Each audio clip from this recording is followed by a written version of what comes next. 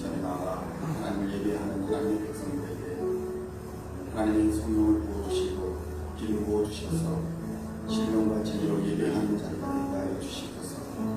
사람 말이 틈타지 않게 하여 주시고 우리 입술을 열어주시고 우리의 마음을 열어주시어서 살아계신 하나님 만나는 시간 되게 하시며 살아계신 하나님의 이름 높이는 시간 될 수 있도록 역사하여 주시옵소서.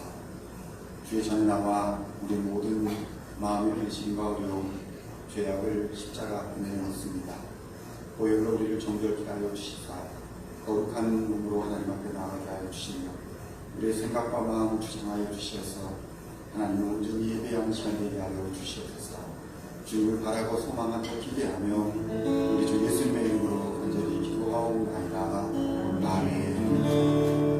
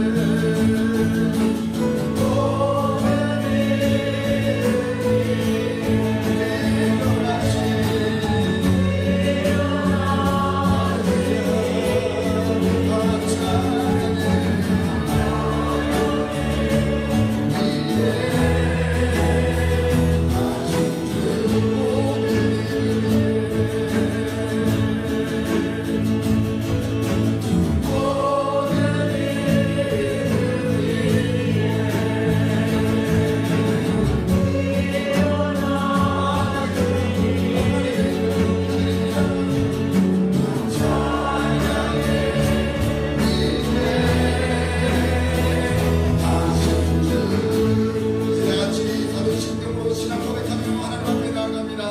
전능하사 천지를 만드신 하나님 아버지를 내가 믿사오며 그 아들 우리 주 예수 그리스도를 믿사오니 이는 성령으로 맹태하사 동료 마리아에게 하시고 본디오 빌라도에게 고난을 받으사 십자가에 박혀 죽으시고 장사한지 사흘 죽은 자 가운데서 다시 살아나시며 하늘에 올사 전능하신 하나님 편에 앉아 계시다가 저리로서 산 자와 죽은 자를 심판하러 오시리라.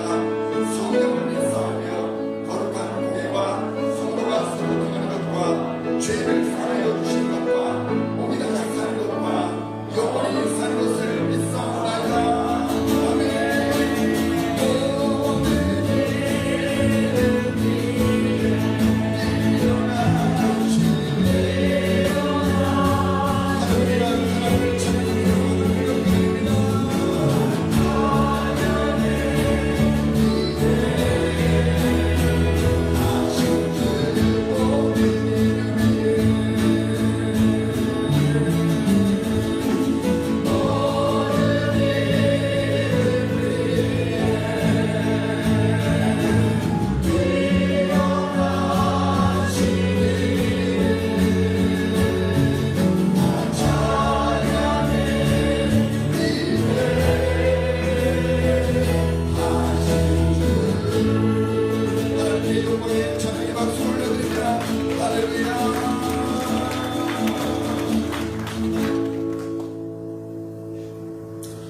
같이 기도하겠습니다. 살아계신 하나님, 주님의 크신 사랑을 인하여 감사와 찬양을 드립니다. 저희가 범죄했으므로 주님의 은총을 받을 자격이 없으나 성령을 통하여 잠자는 저희 영혼을 깨워주시고 주님을 기억하게 도와주시며 거룩한 뜻에 헌신하도록 도와주시옵소서. 하나님, 번민과 불신과 절망과 약함과 두려움 속에서 보내버린 저희의 잘못을 이제는 성령의 은사로 변화시켜 주시기 원합니다. 안정과 믿음 그리고 희망과 강함으로써 주님과 더불어 승리하게 하여 주시옵소서. 하나님 아버지, 오늘의 교회를 모습을 보면 근심할 수밖에 없사오나 매년 종교 개혁을 기억하고 그 옛날 교회가 개혁의 횃불을 높이 쳐들어 가톨릭의 천년 묵은 먼지를 털어버린 개혁자들의 신앙 정신을 본받게 하심을 감사드립니다. 그러나 오늘의 교회가 말로는 개혁되어야 한다고 하지만 인간들의 게으름과 자기 만족 때문에 오히려 인간의 어떤 틀에 고정시키고 그것이 교회의 본연의 자세인 것처럼 생각하는 오만한 마음으로 가득 차 있나이다. 또한 권력과 지배욕에 사로잡혀 기적같이 대접받기를만을 기다리고 있나이다.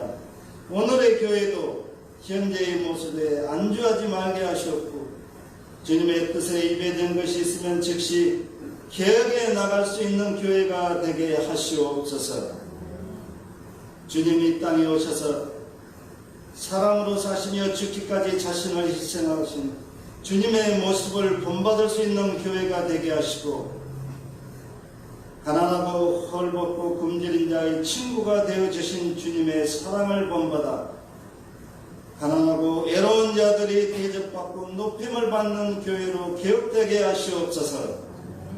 주님의 교회도 돈을 자랑하며 권력을 앞세우는 자들에 의하여 이끌리지 않게 하시고 오로지 하나님의 말씀과 하나님의 뜻대로 사는 일꾼들에 의하여 움직여지는 교회가 되게 하시옵소서.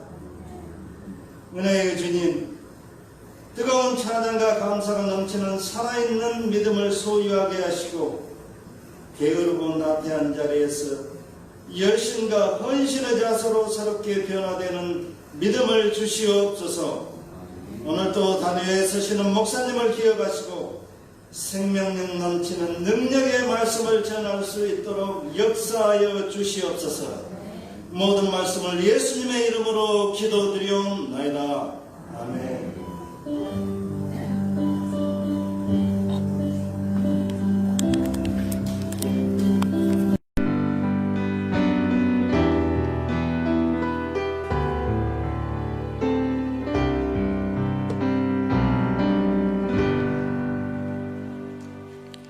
아멘.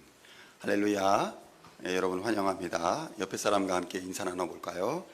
만나서 반갑습니다.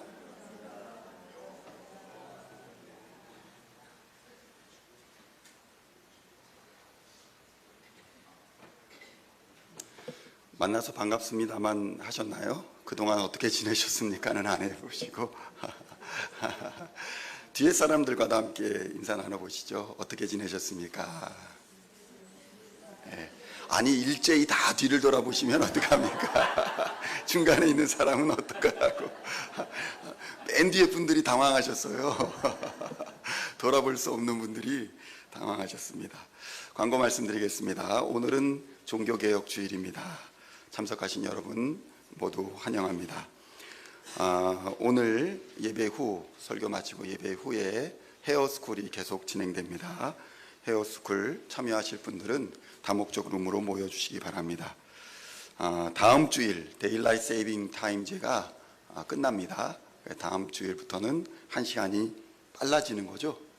예, 늦어지는 건가요? 예, 1시간 늦어집니다. 예, 빨라지는 줄 알다가 늦어지면 2시간을 이득을 보는 거죠. 예, 이번 추수감사 예배는 11월 21일 주일날 드려집니다. 다른 모든 광고는 교회 소식을 참고해 주시기 바랍니다. 함께 기도하시겠습니다. 하나님 아버지 감사합니다. 주의 전에 나와 하나님의 말씀을 대하는 하나님의 백성들에게 이 시간 주의 영을 부어주시어서 말씀을 깨닫게 하시며 30배, 60배, 100배의 결실을 맺을 수 있도록 역사하여 주시옵소서. 감사를 드리며 우리 주 예수님의 이름으로 간절히 기도하옵나이다. 아멘. 오늘 우리에게 주시는 하나님의 말씀은 마태복음 9장 14절로 17절까지의 말씀입니다. 마태복음 9장 14절로 17절까지의 말씀 찾으셨으면 함께 한 목소리로 봉독하도록 하겠습니다. 그때 요한의 제자들이 예수께 나와 이르되 우리와 바리새인들은 금식을 하는데 어찌하여 당신의 제자들은 금식하지 아니하나이까? 예수께서 그들에게 이르시되 혼인집 손님들이 신랑과 함께 있을 동안에 슬퍼할 수 있느냐? 그러나 신랑을 빼앗길 날이 이르니 그때에는 금식할 것이니라. 생배 조각을 낚는 옷에 붙이는 자가 없나니 이는 기운 것이 그 옷을 당기어 헤어짐이 더하게 되며 새 포도주를 낡은 가죽 부대에 넣지 아니하나니 그렇게 하면 부대가 터져 포도주와 쏟아지고 부대도 버리게 됩니다. 새 포도주는 새 부대에 넣어야 둘이 다 보존되느니라. 아멘. 할렐루야. 오늘 우리는 마태복음 9장 14절로 17절까지의 말씀을 본문으로 개혁하는 교회라는 제목으로 하나님의 말씀을 함께 나누고자 합니다. 오늘 본문의 말씀은 매우 유명한 말씀으로 마태복음뿐만 아니라 마가와 누가복음에도 기록되어 있는 말씀입니다. 본문의 말씀은 예수님에게 요한의 제자들과 또 바리새인들이 나와서 항의하는 장면으로 시작됩니다. 조금 의아한 것은 세례 요한을 따르는 제자들과 바리새인들이 같은 의견을 가지고 예수님 앞에 나와 항의를 했다는 것입니다. 그들이 이 일을 제기한 것은 왜 예수님의 제자들은 금식하지 않는가 였습니다. 그렇다면 당시에 이 금식이라는 것이 어떤 의미를 가지고 있었기에 이러한 금식의 문제를 가지고 예수님께 나와 항의를 했던 것일까요? 당시에 세례 요한은 헤롯의 박해로 감옥에 갇혀 있었습니다. 세례 요한의 제자들은 요한이 사역 중에 예수님을 증거하였기 때문에 세례 요한이 감옥에 갇히자 자연스럽게 예수님을 따르며 예수님께 배움을 자청했던 사람들이었습니다. 예수님께 우호적인 사람들이었다는 것입니다. 세례 요한은 금욕적인 삶을 살아갔던 사람으로 잘 알려져 있습니다. 그는 광야에서 낙타 털옷을 입고 메뚜기와 석청을 먹으며 살았습니다. 그의 제자들도 당연히 이러한 금욕적인 삶을 살고자 했습니다. 그런데 그들이 따르던 세례 요한을 떠나서 예수님을 따르며 경험했던 것은 예수님은 전혀 금욕적인 삶을 사는 것으로 보이지 않았다는 것입니다.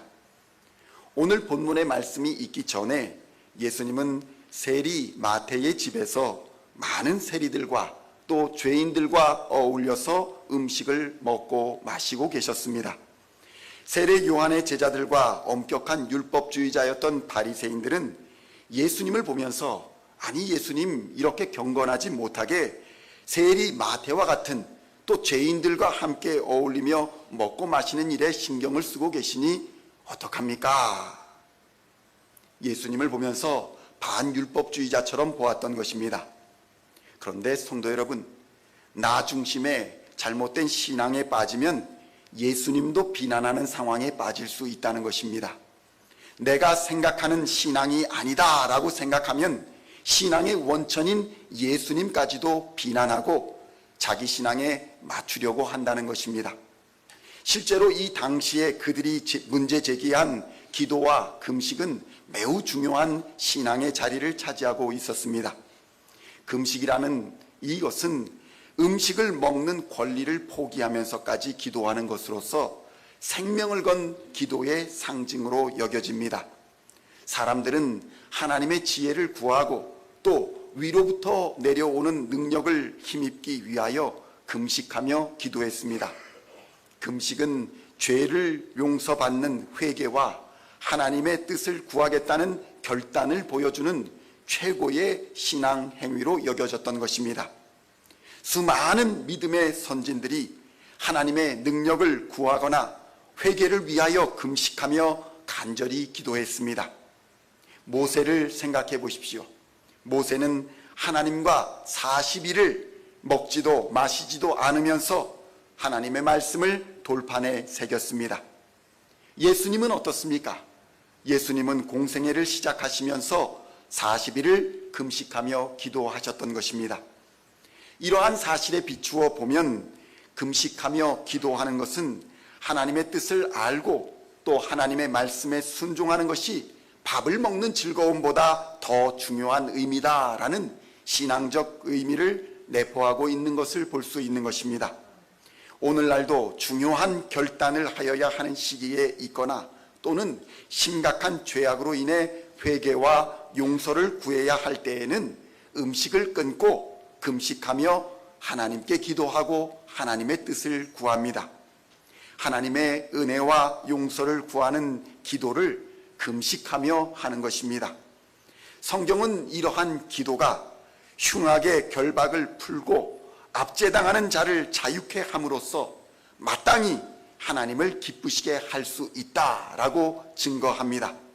이사야 58장 6절의 말씀을 함께 봉독합니다.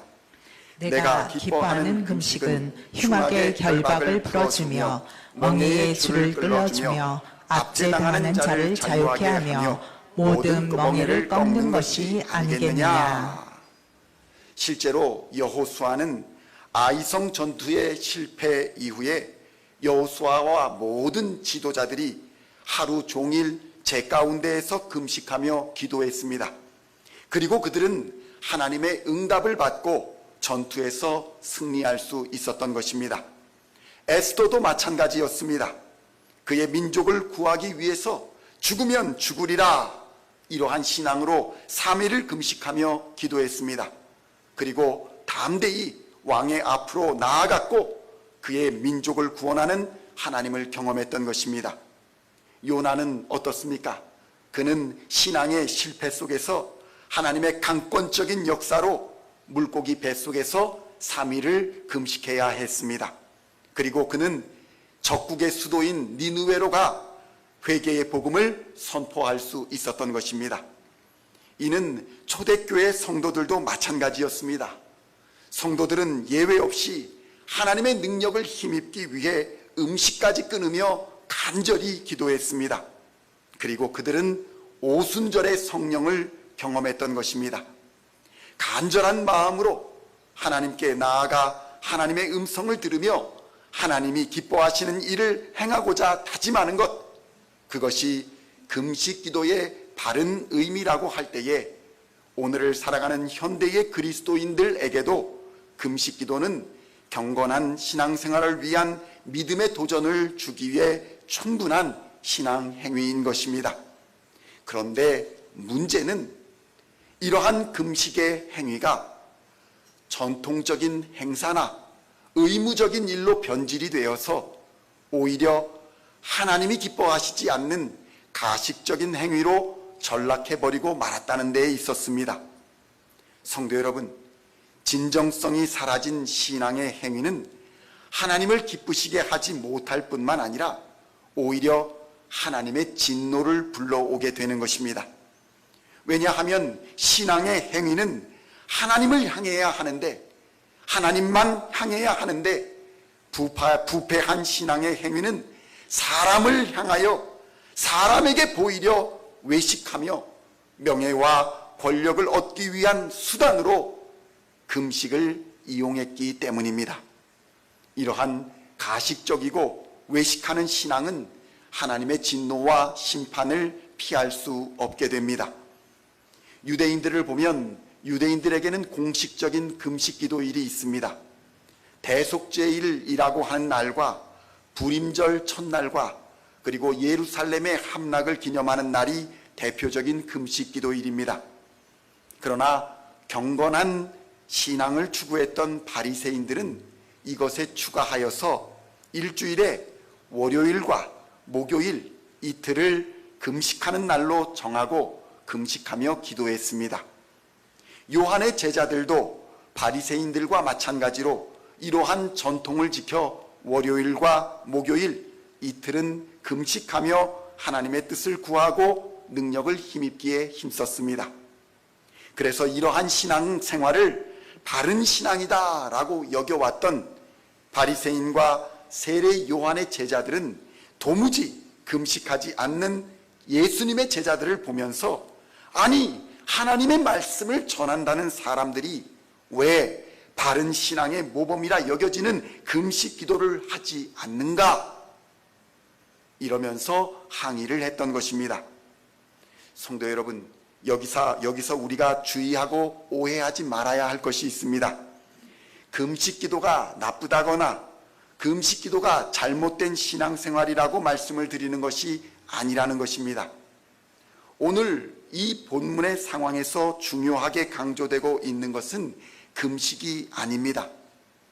그들이 함께하고 있는 분이 누구인가 하는 것입니다. 금식의 바른 의미가 무엇입니까? 금식은 하나님의 뜻을 구하는 간절한 기도의 상징입니다. 그런데 그들 앞에 누가 있었습니까? 바로 그들이 구해야 할 뜻을 가지고 계신 하나님의 아들이 거기에 계셨습니다. 하나님의 아들 예수 그리스도가 함께 계시는데 무슨 금식을 하며 하나님의 뜻을 구하겠다는 말입니까? 바로 앞에 계신 예수님께 구하며 들으면 되는 것인데 그들은 눈이 있어도 보지 못했던 것입니다. 예수님은 이 상황을 혼인집 사람들이 신랑과 함께 있는 상황이다라고 비유하여 말씀하였습니다. 마태복음 9장 15절의 말씀을 함께 봉독하겠습니다.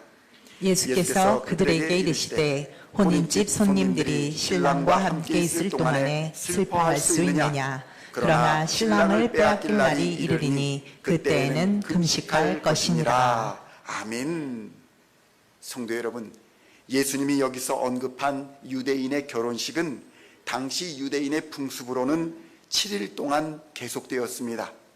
일주일 동안 계속 진행되는 잔치가 결혼식이었습니다.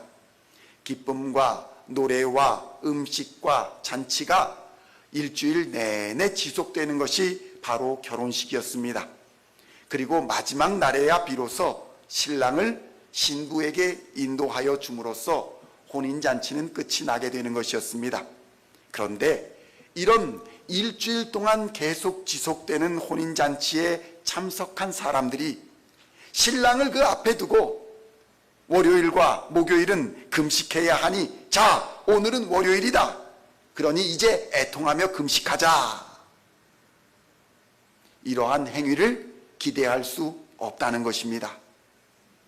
신앙생활도 시간과 장소 그리고 상황이 중요함을 예수님께서는 우리에게 말씀하여 주시고 계신 것입니다.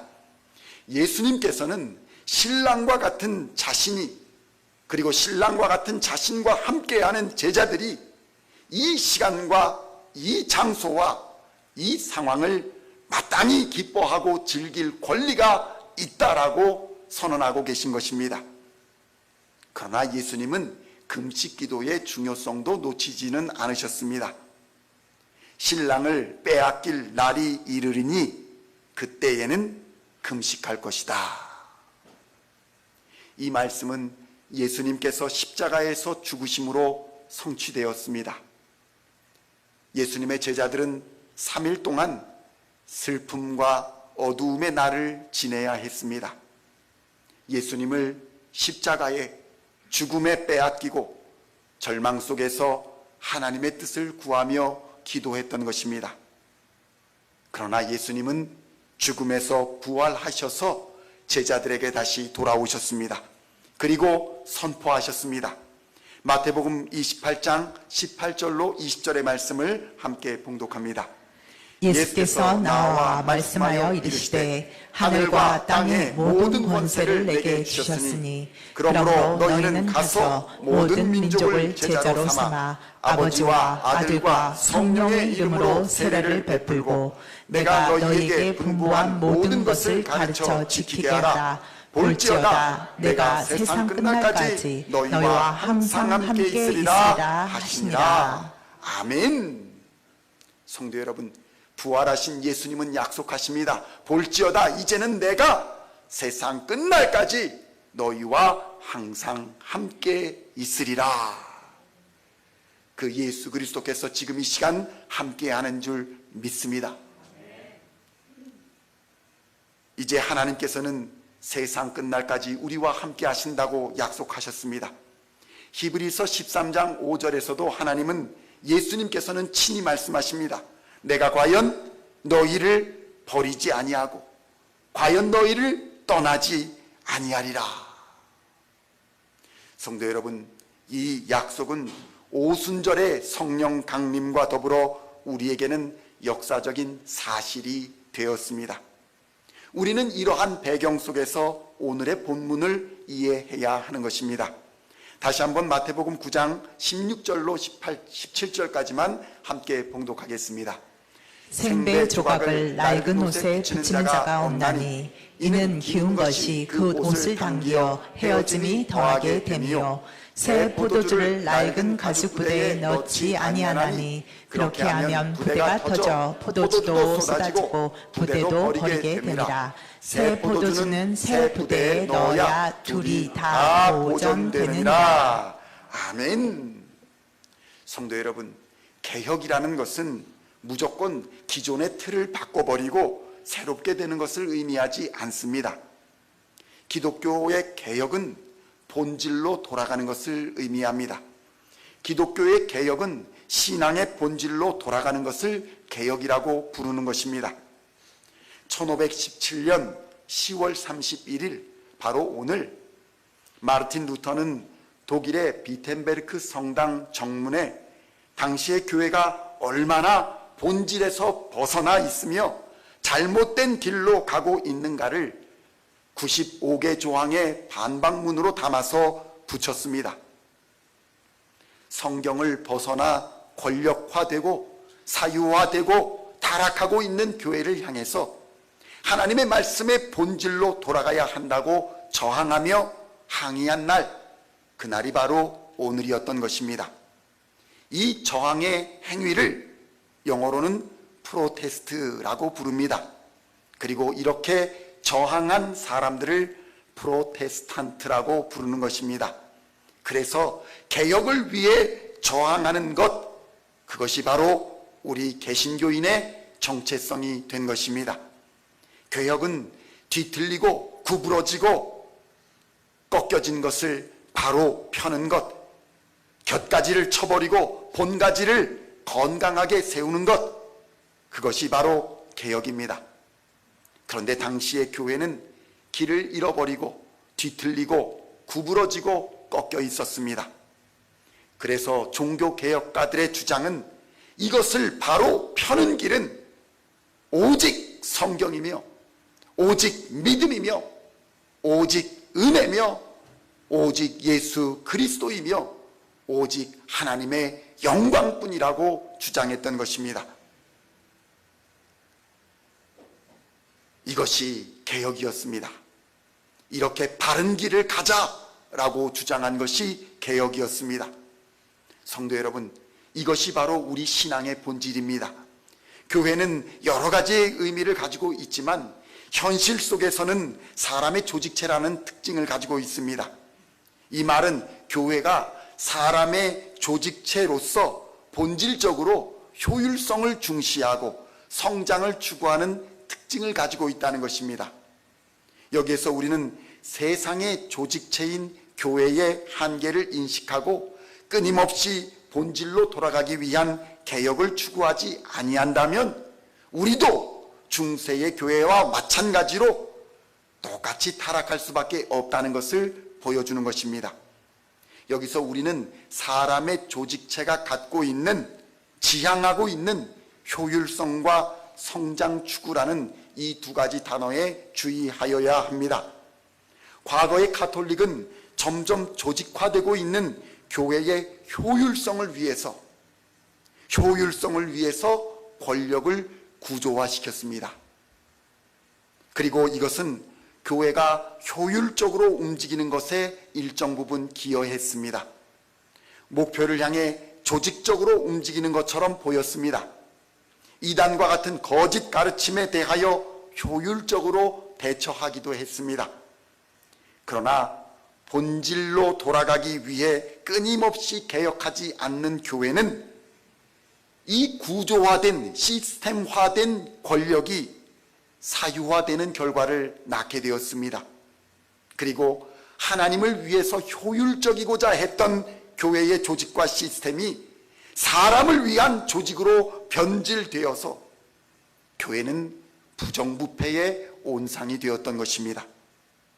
이는 또 한 가지의 단어인 성장을 추구했던 교회의 모습과 똑같이 비교됩니다. 성장을 위해 사람들을 동원하는 과정에서 신앙 고백과 믿음의 진실성이 점차로 사라졌습니다.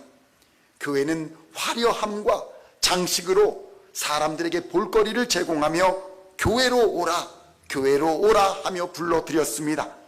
성장만 하면 되니 신앙이 무슨 상관이냐? 사람들만 많이 모이면 되는 것이지. 이러한 잘못된 생각은 인간의 불안함과 성공에 대한 갈망을 이용하여서 기복신앙으로 변질되는 결과를 낳았습니다.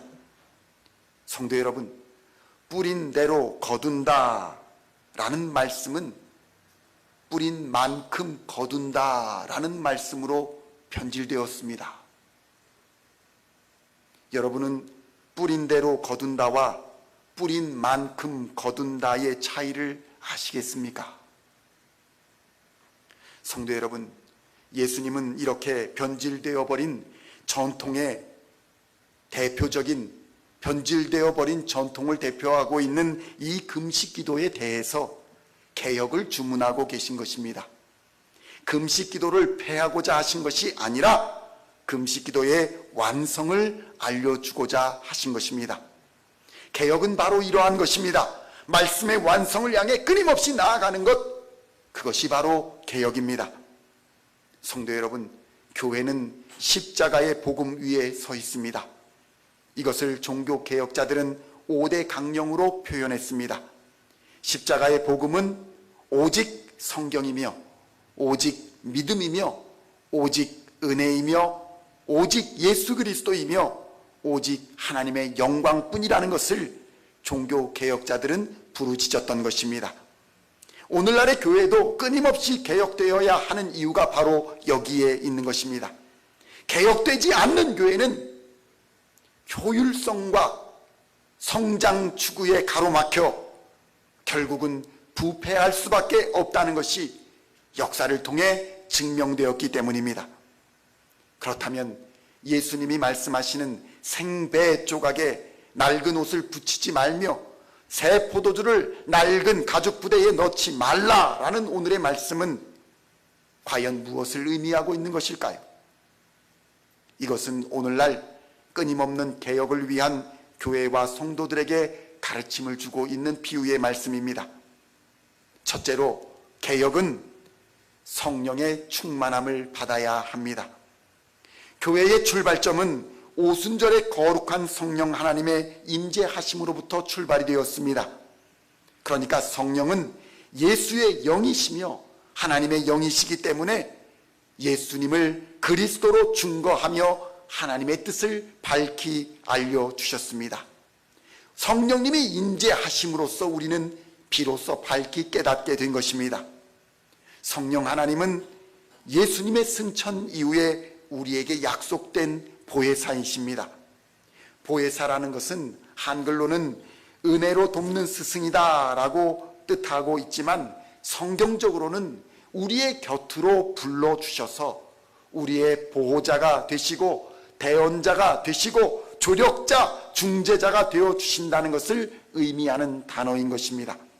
그러므로 성령의 임재가 없는 그리스도인은 있을 수가 없으며 예수 그리스도를 나의 주, 나의 하나님으로 고백하는 자들에게는 보혜사 성령님께서 반드시 임재하여 주시고 내주하여 주셔서 떠나지도 버리지도 아니하신다는 사실을 그리스도인들은 마땅히 깨달아야 할 것입니다. 개혁이라는 것은 이렇게 먼저 성령의 임재를 깨닫고 성령의 충만을 받는 것으로 시작합니다.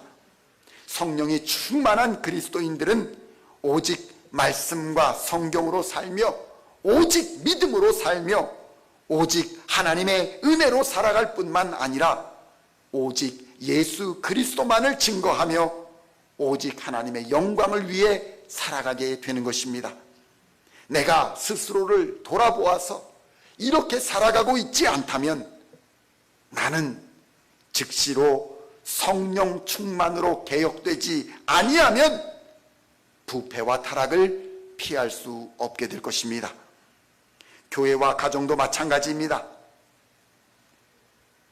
성령이 충만한 가정, 성령이 충만한 교회가 되지 아니하면 언제든지 효율성과 성장만을 추구하다가 관계가 깨어지고 분쟁과 분열로 흩어지게 될 것입니다. 진정으로 개혁적인 신앙을 원하신다면 새 포도주로 상징되는 성령의 기름 부음을 받아야 할 것입니다. 성령의 부으심이 있을 때에 기도가 살아나고 말씀의 권능을 힘입게 되고 하나님의 보호와 인도하심을 경험하게 되는 것입니다. 오늘 시온의 모든 성도님들이 이 모든 성도님들에게 성령의 인도하심과 보호하심과 내주하심이 임하시기를 우리 주 예수 그리스도의 이름으로 간절히 축원드립니다. 둘째로, 개혁은 가장 큰 계명을 지키는 것이 개혁입니다. 우리 교회도 5가지의 지켜야 할 신앙 원칙을 제시하고 있습니다. 여러분의 주보를 한번 펼쳐보십시오. 가운데에 중간 아래를 보면 시온의 성도들이 지켜야 할 생활 원칙을 5가지로 기록해 놓고 있습니다. 함께 한번 읽어보도록 하겠습니다. 주일 성수, 매일 묵상, 열심 기도, 전도와 섬김, 온전한 11조. 못 찾으신 분이 계시는데 주보를 딱 펴시면 이렇게 주요 행사 안내 요 가운데 부분에 시온 중앙장로교회의 5가지 생활 원칙이라고 나와 있습니다.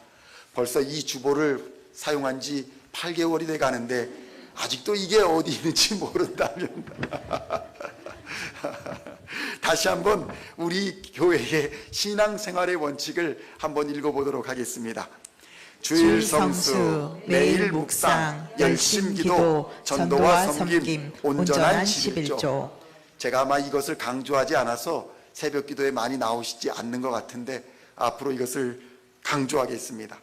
성도 여러분, 신앙 성장을 원하시는 분들이라면 이러한 원칙을 지켜가며 살아가는 것은 매우 중요한 일입니다. 그러나 가장 중요한 큰 계명을 지키지 않으면서 이러한 생활 원칙을 지키는 것은 우리에게 의미가 없다는 것입니다. 죄송합니다만 우리의 신앙 원칙을 이렇게 5가지를 다 지킨다 하더라도 가장 큰 계명을 지키지 않으면 이 신앙의 원칙이 아무 의미가 없다는 것입니다. 왜냐하면 이러한 생활 원칙은 모두 하나님의 가장 큰 계명에서 나왔기 때문입니다. 그렇다면 하나님의 가장 큰 계명은 무엇입니까? 그것은 바로 마음을 다하고 뜻을 다하고 힘을 다하고 정성을 다하여 하나님을 사랑하는 것과 내 이웃을 내 자신과 같이 사랑하는 것, 이것이 가장 큰 계명입니다. 이것을 지키지 않으면서 다른 원칙을 지킨다 한들 아무 소용이 없다는 것입니다.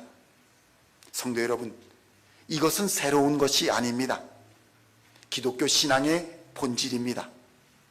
오늘 본문에서 새 포도주가 성령 하나님을 상징한다면 새 가죽 부대는 하나님의 큰 계명을 상징한다고 볼 수 있습니다. 하나님의 성령이 하나님의 말씀의 틀 안에 부어질 때에 우리는 성령의 은사를 받을 때에 교만하거나 자고하지 않을 수 있으며 겸손히 하나님의 말씀의 틀 안에서 순종하며 서로 섬기는 진실한 그리스도인으로 살 수 있다는 것입니다.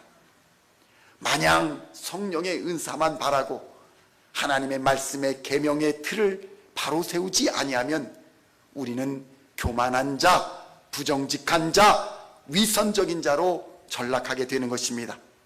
개혁은 바로 이러한 하나님의 큰 계명으로 돌아갈 때에 완성이 되어지는 것입니다. 마지막으로 개혁은 예수님이 주신 사명과 책임을 다하는 것을 의미합니다. 성도 여러분, 예수님은 하늘로 승천하시면서 우리에게, 제자들에게 사명을 주셨습니다. 마태복음 28장 19절로 20절의 말씀을 함께 봉독합니다. 그러므로 너희는 가서 모든 민족을 제자로 삼아 아버지와 아들과 성령의 이름으로 세례를 베풀고 내가 너희에게 분부한 모든 것을 가르쳐 지키게 하라.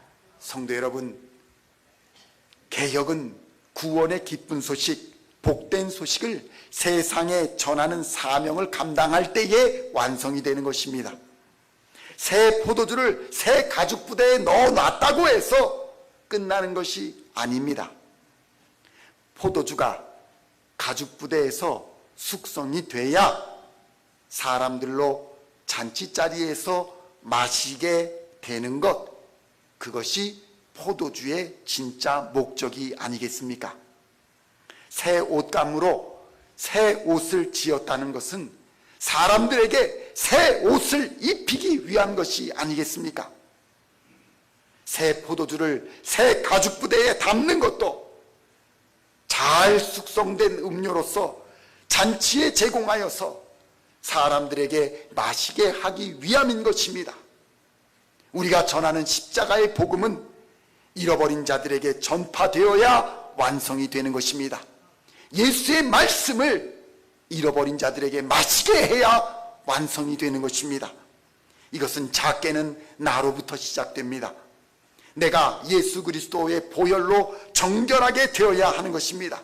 그리고 내가 먼저 오직 성경, 오직 믿음, 오직 은혜, 오직 그리스도, 오직 하나님의 영광을 위해 살겠다는 결단이 일어나야 개혁이 시작되는 것입니다. 이러한 개혁은 나를 변화시킬 뿐만 아니라 여러분의 가정을 변화시키며 여러분의 이웃과 이 사회를 변화시키게 될 것입니다. 요원의 불길처럼 성령의 불이 세상을 태우게 될 것입니다. 그러니 먼저 성령의 충만을 받으시기를 우리 주님의 이름으로 축원드립니다. 그리고 가장 큰 하나님의 계명으로 돌아가 하나님을 사랑하시고 이웃을 사랑하시기를 축원드립니다. 그리고 마침내 가족을 구원하고 이웃을 구원하는 복음 전파의 사명을 다하시기를 우리 주 예수님의 이름으로 간절히 축원드립니다.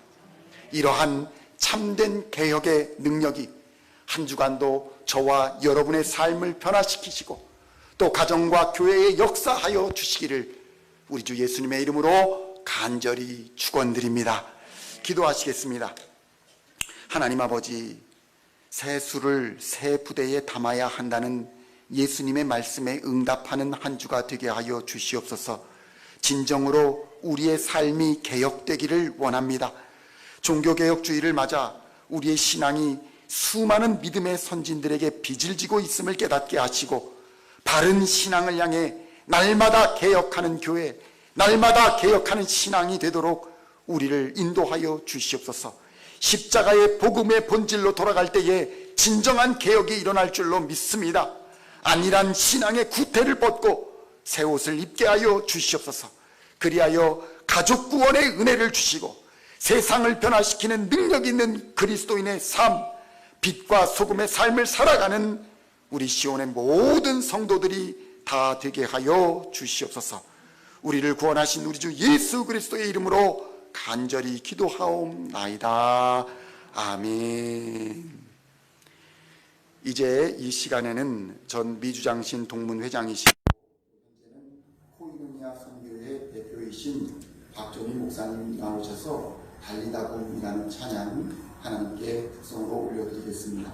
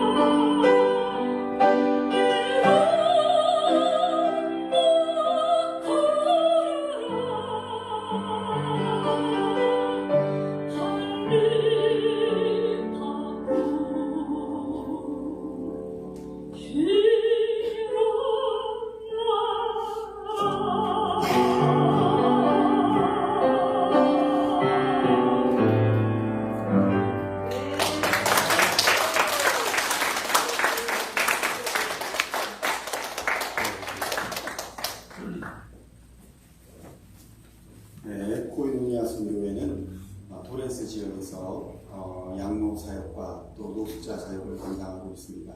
LA 지역까지 다 합쳐서 사역하고 있는 선교회니까 여러분들 같이 기도해 주시고 힘을 모아 주시기를 부탁드립니다. 자, 기도하겠습니다. 하나님 아버지 감사합니다. 오늘의 예배를 통해 개혁하지 않는 교회는 타락하며 개혁하지 않는 교회는 부패할 수밖에 없는 인생의 한계를 깨닫게 하여 주시니 감사합니다. 우리의 인생도 날마다 개혁하는 신앙으로 오직 성경, 오직 믿음, 오직 은혜, 오직 예수 그리스도, 오직 하나님의 영광을 위하여 살아가게 하여 주시옵소서. 이를 위해 먼저 성령의 충만함을 입게 하시며 하나님을 사랑하고 이웃을 사랑하게 하실 뿐만 아니라 그리스도의 십자가 복음을 전하는 일에 열심을 내는 진정한 개혁교회 성도들이 되게 하여 주시옵소서.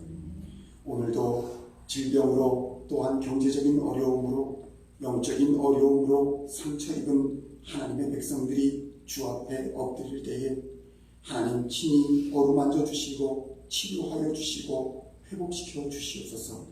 온전케 하시고 새롭게 하여 주심으로 주의 은혜와 평강을 누리며 하나님과 동행하는 축복을 허락하여 주시옵소서. 오늘 드려지는 예물 위에 하나님의 은혜와 복을 더하여 주시사 만배로 갚아주시는 하나님을 경험하게 하여 주시옵소서. 영혼이 잘됨 같이 범사가 잘되고 강건케 되는 은혜를 부어 주시옵소서.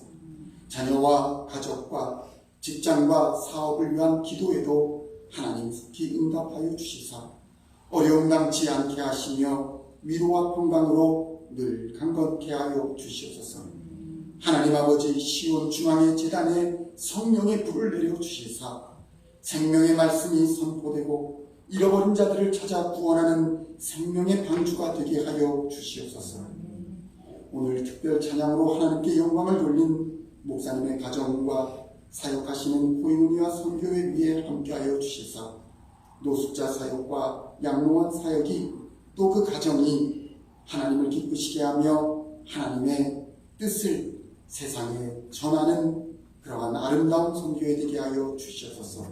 우리 주 예수님의 이름으로 간절히 기도하옵나이다. 아멘. 이제 다 같이 일어나셔서 화성의 찬양 함께 찬양하시겠습니다.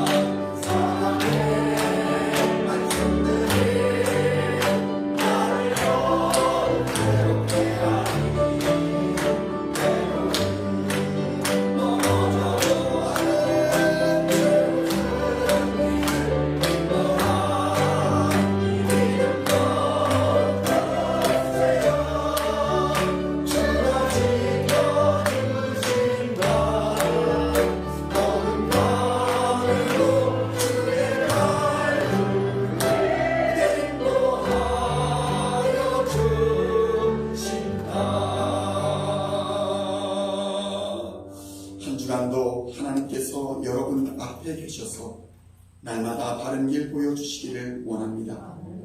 하나님께서 여러분의 곁에 계셔서 날마다 팔로 껴안아 주시기를 원합니다. 하나님께서 여러분의 뒤에 계셔서 못된 사람들의 나쁜 계획에서 날마다 보존해 주시기를 원합니다. 하나님께서 여러분의 아래에 계셔서 떨어지면 받아주시고 덫에서 건져주시기를 원합니다. 하나님께서 여러분의 안에 계셔서 슬퍼할 때면 위로하여 주시고 눈물 닦아 주시기를 원합니다. 하나님께서 여러분의 위에 계셔서 날마다 복에 복을 더하시길 간절히 원합니다.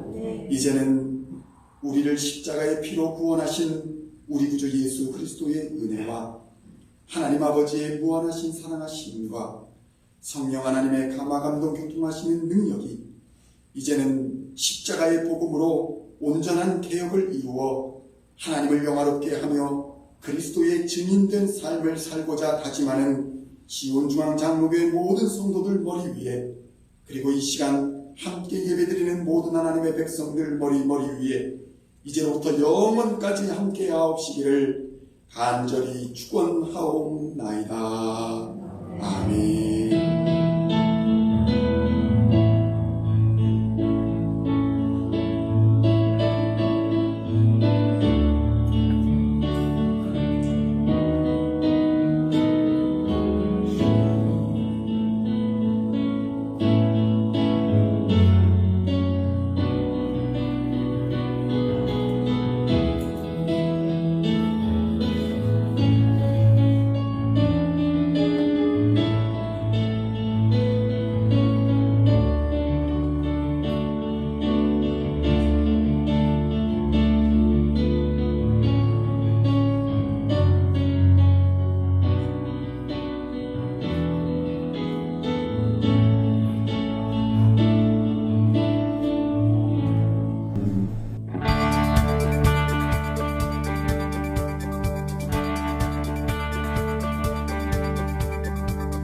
Singing songs of Thy praise, we are coming to You, dancing before